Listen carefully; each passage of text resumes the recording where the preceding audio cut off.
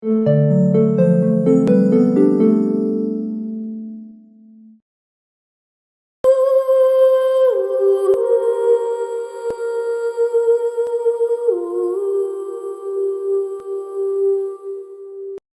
And welcome to the world wide post. दोस्तों, आप सभी का स्वागत है हमारे नए सीरीज में जिसका नाम है शतरंज स्टोरीज, जिसके चलते मैं मेरे चैनल के जरिए करंट अफेयर्स के साथ साथ एक प्रॉपर एजुकेशन एपिसोड्स आप तक लेकर आऊंगा, ताकि आपकी और मेरी जनरल नॉलेज को और भी ज्यादा बढ़ाया जाए। तो चलिए कंटिन्यू करते हैं हमारे अमेज़न जंगल के एपिसोड 3 के तरफ। इस सीरीज के एपिसोड 2 में हमें अमेज़न की तारीख, हिस्ट्री के बारे में जानने को मिला था। दोस्तों, वीडियो को आगे बढ़ाने से पहले एक बात क्लियर कर दूं, मैं आप सभी लोगों का शुक्रिया कहना चाहूंगा कि आपने ये सीरीज को इतना सपोर्ट दिया, इतना प्यार जताया और इम्प्रूवमेंट करने आइडियाज भी दिए, चाहे वो डायरेक्टली हो या इनडायरेक्टली हो। शुक्रिया and thank you so much. दोस्तों, ये बात हमेशा याद रखना कि जब हम अमेज़न रेन फॉरेस्ट की उम्र के बारे में बिफोर क्राइस्ट BC टर्म्स में बात करते हैं, तो ये समझना हमारे लिए बहुत जरूरी है कि BC आमतौर पर ह्यूमंस की हिस्ट्री के इवेंट्स के लिए इस्तेमाल होता है और फॉर्मेशन ऑफ फॉरेस्ट जैसे नेचुरल फेनोमेना के लिए इस्तेमाल बिल्कुल भी नहीं होता है।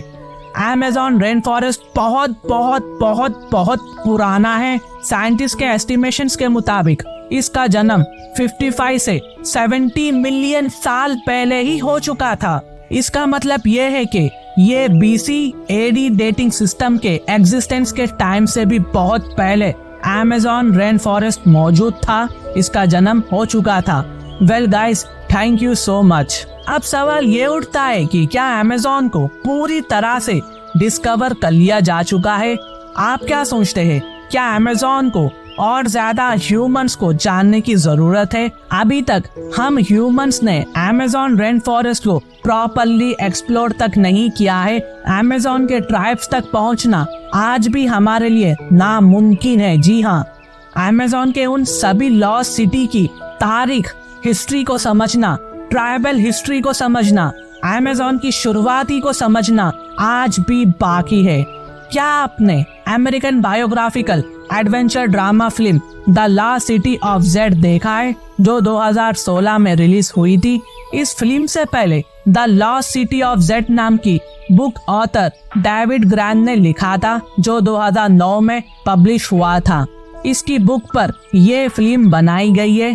फिल्म और बुक तक हमें समझ में आता है, पर क्या आप ये मानते हैं कि अमेज़न के जंगलों के अंदर ऐसी ही कोई लॉस्ट सिटी रही होगी? तो चलिए इसकी हिस्ट्री को हम समझते हैं। The British lieutenant colonel Percy Harrison Fawcett ने अपनी सारी जिंदगी इस लॉस्ट सिटी या मिस्टीरियस सिविलाइजेशन की खोज में लगा दिया। ये नाम याद रखना, आगे हमारी इस कहानी में ये नाम बार बार हमें सुनने को मिलेगा। ये मानते थे कि ब्राजील के माटोग्रोस जंगल के अंदर एक प्राचीन शहर बसा हुआ था। इसने पहले भी साउथ अफ्रीका के हिस्टोरियंस अमेज़न रिवर प्रिजन के पास ऐसे ही शहर की कल्पना कर चुके थे। मिस्टर पर्सी के थ्योरी ने इन कल्पनाओं में पन लगा दिया था। पर्सी फॉसेट को अपने रिसर्च के दौरान एक हिस्टोरिकल डॉक्यूमेंट मिला था, जिसे आज मैन्यूस्क्रिप्ट 512 कहा जाता है। ये मैन्यूस्क्रिप्ट आज भी नेशनल लाइब्रेरी ऑफ ब्राजील में मौजूद है। ये माना जाता है कि ये खास मैन्यूस्क्रिप्ट पोर्चुगल के बैंडिरेंटिस कम्युनिटी के द्वारा लिखा गया था।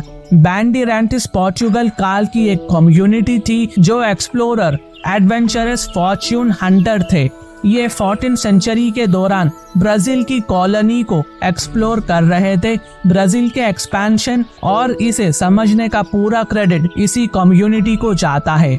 इसी कम्युनिटी ने मैन्यूस्क्रिप्ट 512 लिखा था, जिसमें अमेज़न के जंगलों के अंदर गुम हो चुके शहर का जिक्र किया गया। जी हाँ, इस गुमशुदा शहर को इस कम्युनिटी ने कोई नाम नहीं दिया था। बाद में फॉसेट पारसी अपने डिस्कवरी के दौरान इस शहर को the last city of Z का नाम देते हैं। मैन्युस्क्रिप्ट 512 के हिसाब से 1753 साल में बैंडिरांटिस के एक ग्रुप ने इतिहास में गुम हो चुके इस प्राचीन शहर की खोज की। इन्हें अमेज़न के जंगलों के बीचों बीच पुराने शहरों के सबूत दिखाई दिए थे। इसमें जर्जर और कमजोर हो चुके पुराने शहर में बहुत से एशियन स्टैच्यूज, आर्चेस और पुराने मंदिर थे।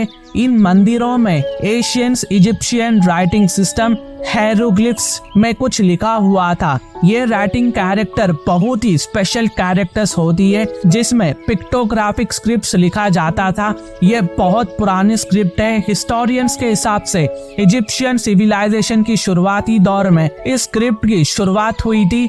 अब आप खुद ही अंदाजा लगा सकते हैं कि एक्सप्लोरर के द्वारा खोजे गए ये प्राचीन मंदिर कितने पुराने थे, कितना पुराना इतिहास था। चलिए अब बात करते हैं पर्सी फॉसेट की। अमेज़न के जंगलों की हिस्ट्री के बारे में समझते हुए पर्सी फॉसेट के बारे में जानना तो बनता है। आखिर ये एक ऐसे शख्स थे जिन्होंने ब्राजील के मोटो ग्रासो जंगल के अंदर एक छुपी हुई सिटी की खोज की थी जिसकी हिस्ट्री अमेज़न की हिस्ट्री की तरह पुरानी है।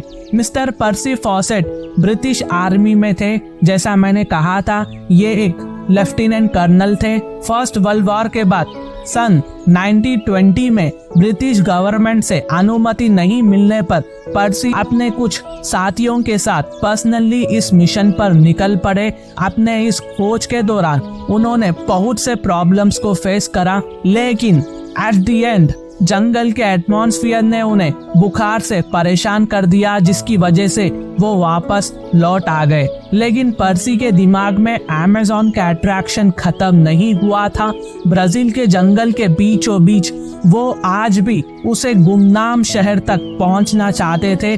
5 साल बाद पर्सी अपने बेटे जैक और जैक के एक दोस्त के साथ अमेज़न के मोटो ग्रासो जंगल की तरफ वापस निकल पड़े। लेकिन अफसोस की बात यह है कि ओरेलाना की तरह पर्सी की अपनी सेकेंड मिशन के दौरान मौत हो गई।